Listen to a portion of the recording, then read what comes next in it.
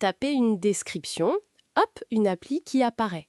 La promesse est folle, presque magique. Mais est-ce qu'on y est vraiment, là, maintenant? C'est la question, oui. On va justement regarder de plus près une expérimentation assez poussée qui a mis plusieurs IA au défi. Ah oui. Lesquelles? Alors, on a Claude 4, Opus et Sonnet, et face à eux, GPT 4.1, Gemini 2.5 Pro, et même un petit test de Mistral. L'idée, c'était simple en théorie. En théorie. Générer une application web complète, fonctionnelle, avec une seule, unique instruction détaillée. On se base sur une vidéo de midi qui a tout documenté. D'accord. Et notre but, c'est quoi? C'est de voir si ça marche pour de vrai, au-delà des scores, des benchmarks? Exactement. Qu'est-ce qui fonctionne vraiment? Est-ce que c'est juste joli ou est-ce que ça tourne? Et surtout, où sont les vrais obstacles quand on demande ça à une IA, d'un coup sans filet? Elle est au cœur du sujet, non? C'est parti. Alors, c'était quoi le défi concret? L'objectif, c'était de créer une interface, une page unique, pour gérer des prompts. Un truc pour ajouter des paramètres, noter la qualité, exporter, le tout avec un look moderne, sombre. Pas une petite tâche quand même. Et le prompt, il était comment? Ah, costaud! Plus de 250 lignes. Et détail intéressant, en XML. Apparemment, Claude digère mieux ça que le Markdown, d'après la source. D'accord, XML. Et la méthode? On leur a donné le prompt et puis c'est tout? C'est ça. La méthode Zero Shot. On envoie le prompt une seule fois. Pas d'ajustement, pas d'aller-retour. On juge le résultat brut. Et les critères? Simple, j'imagine. Très simple, oui. Est-ce que c'est beau? Et le plus important, est-ce que ça fonctionne? Un peu comme disait Feynman, tu vois. Si l'expérience contredit la théorie, La théorie est fausse. bah alors, l'expérience avec Claude 4, le favori sur le papier. Eh ben, première surprise, Opus a sorti une interface visuellement très réussie, franchement bluffante. Sonnette, un peu moins, mais correcte. Super. Donc, ça marchait direct. Justement, non, pas du tout. Aucune des deux applis n'était fonctionnelle au départ. Zéro. Ah mince. Et pourquoi? C'était quoi le problème? Le coupable, c'est cette fameuse limite de la fenêtre de contexte de Claude, les 200 000 tokens. En gros, le code JavaScript généré, il était coupé avant la fin, tronqué. Ah, la voilà. La limite. Le fameux mur du contexte.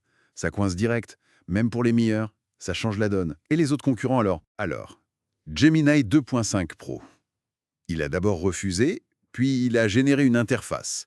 Fonctionnelle cette fois. Ah, et le look? Bon, c'est là que ça pêche. Un design très très daté. La source dit code comme en 98.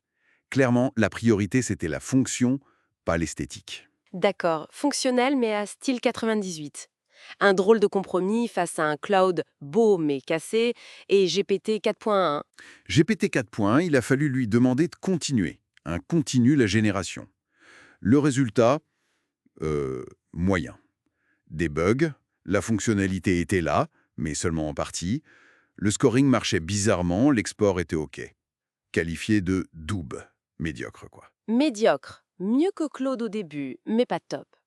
Et les autres? O3, Mistral? L'ancien O3, c'était pourri, d'après la vidéo. Vraiment inutilisable. Mistral Devstro, testé très vite fait, a sorti des trucs bizarres, cassés. On est vite passé à autre chose. Ok, donc retour à Claude.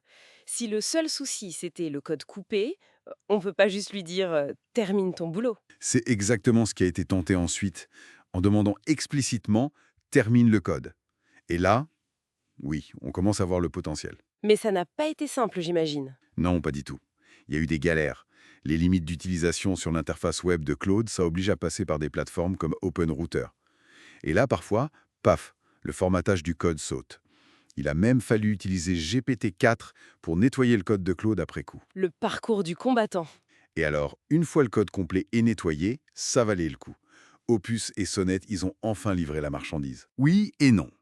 Opus a confirmé son talent pour le design. Les interfaces étaient vraiment magnifiques, agréables à utiliser. La fonctionnalité était bien meilleure, mais il restait des bugs. Des soucis sur l'import, le système de notation pas parfait. D'accord, beau mais encore un peu fragile. Et Sonnette, lui? Sonnet, lui, toujours moins tape à l'œil visuellement, s'est montré souvent très solide côté fonctionnel. Parfois même plus malin qu'Opus, avec des trucs comme une prévisualisation dynamique des changements ou une meilleure gestion des formats d'export. C'est super intéressant ça. Donc on aurait presque un duo, Opus pour le look, Sonnet pour la robustesse. Ça montre bien qu'on n'est pas encore au bouton magique. Tout à fait. Les tendances sont assez claires. Claude 4, surtout Opus, est très fort pour générer du code qui a l'air fini, surtout visuellement. Mais cette fenêtre de contexte, c'est un vrai boulet. Ça oblige à faire du bricolage. Et comparé à Gemini. Une fois qu'on a réussi à faire fonctionner Claude en termes de fonctionnalité brute, c'était comparable à Gemini dans ce test précis. Sauf que Claude est bien plus beau.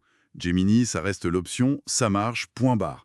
Mais faut pas être trop regardant sur l'apparence. Ce qui est frappant finalement, c'est l'importance de ces tests pratiques, non? Les benchmarks ne montrent pas tout ça. Les limites de contexte, les API qui coincent. Ah mais complètement. C'est sur le terrain qu'on voit les vrais freins, les nuances. Les classements théoriques, c'est une chose, mais l'expérimentation, tester soi-même, c'est indispensable. Donc, pour résumer, Claude 4 et Opus en particulier, c'est impressionnant pour générer du code et de belles interfaces à partir d'un prompt complexe. Sonnet, c'est une alternative solide pour la fonction, mais le zéro shot parfait, sans aucune intervention, ça reste un peu un mythe aujourd'hui. Oui, principalement à cause de cette limite de contexte, mais aussi des petits bugs qui traînent. L'itération, la main humaine, reste essentielle pour fiabiliser. Et ça nous amène à une réflexion pour finir.